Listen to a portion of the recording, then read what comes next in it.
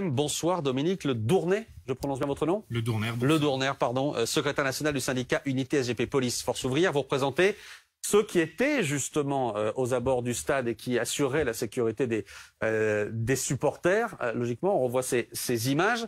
On a plusieurs choses. D'abord, on a ce mystère que Nicolas pointait à l'instant.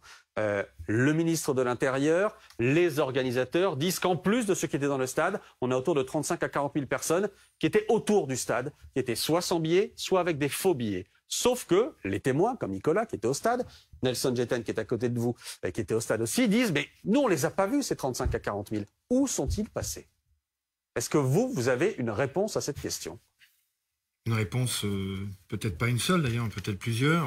Il faut revenir un petit peu à toute la problématique où on en est arrivé à ce fiasco, hein, comme ce qui a été qualifié. Je crois qu'il y a évidemment cette bataille des chiffres, comme vous l'avez souligné, sur l'aspect des faux billets et autres. Il y a aussi, il faut revenir un petit peu sur la genèse. Pourquoi on a cet afflux de supporters à un seul endroit, alors qu'on a plus de 34 checkpoints exactement autour du stade, où on avait, je crois que c'est dans le document de la division nationale de l'hooliganisme qui prévoyait donc un afflux de population, et donc il était prévu près de 1500 à 2000 personnels privés justement pour gérer les entrées de tous ces supporters. La police, je le rappelle, même si ça paraît évident, n'est pas là pour contrôler les billets. Ce sont des sociétés privées. Nos collègues, mes collègues, sont là pour gérer la sécurité autour du stade. Et d'ailleurs, il n'y avait pas que le Stade de France. On parle aujourd'hui évidemment, les vidéos le montrent.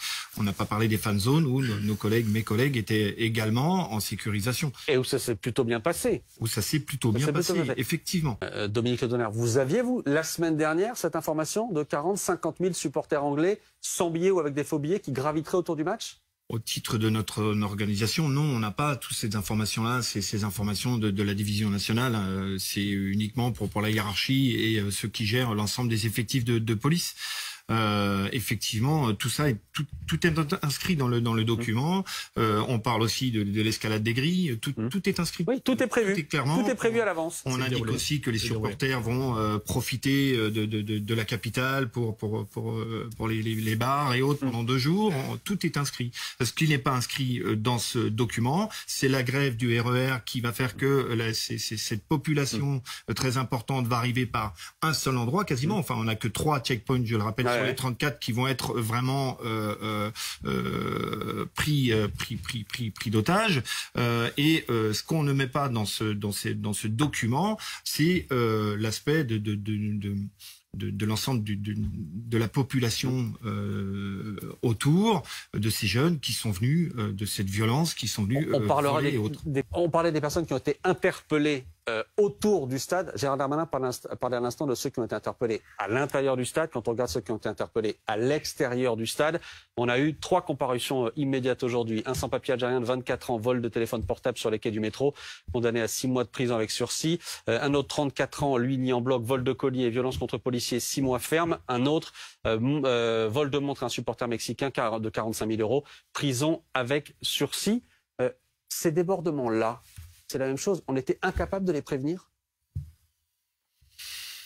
Incapable, oui et non. Ce qu'on n'a pas été capable surtout d'assurer, c'est cette violence de voie publique, où aujourd'hui on a mis en place un dispositif de maintien de l'ordre et qui n'a pas été accompagné d'un dispositif d'antidélinquance. C'est surtout ça en fait le problème, c'est que on s'attendait à des heures de hooligans et c'est pas ce qu'on a vu samedi soir. C'est exactement ça. C'est au regard du rapport qu'on a eu de la DNLH, c'est des hooligans. On allait avoir donc un maintien de l'ordre. On a mis un dispositif conséquent qui est 6800 policiers, 6800 policiers.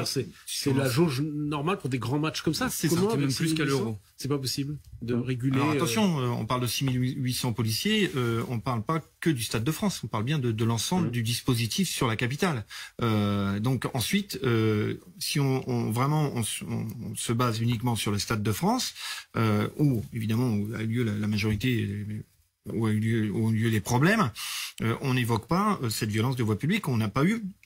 Et le problème, il est là, c'est que en gestion de maintien de l'ordre, nos collègues n'ont pas, ne peuvent pas faire preuve d'initiative. Il nous faut des brigades anticriminalité, notamment. Oui. Et Dominique Donner, encore une question. Il y a un match ce week-end, vendredi soir, au Stade de France, France-Danemark pour la Ligue des Nations. Qu'est-ce qu'il faut faire en urgence pour éviter tout problème vendredi soir? Mais déjà, on va bénéficier de cette triste expérience déjà. Il faut commencer par ça. Ensuite, je pense que le préfet de police va certainement effectuer des rappels et augmenter l'effectif présent et dans tous les cas mettre en place des effectifs pour lutter contre la délinquance sur place, avec les effectifs parisiens. Je rappelle simplement au passage que le 93, c'est moins 300 effectifs aujourd'hui. On le dénonce depuis très longtemps. Et si on veut avoir une vraie police et une vraie sécurité sur place, c'est déjà commencé par ça.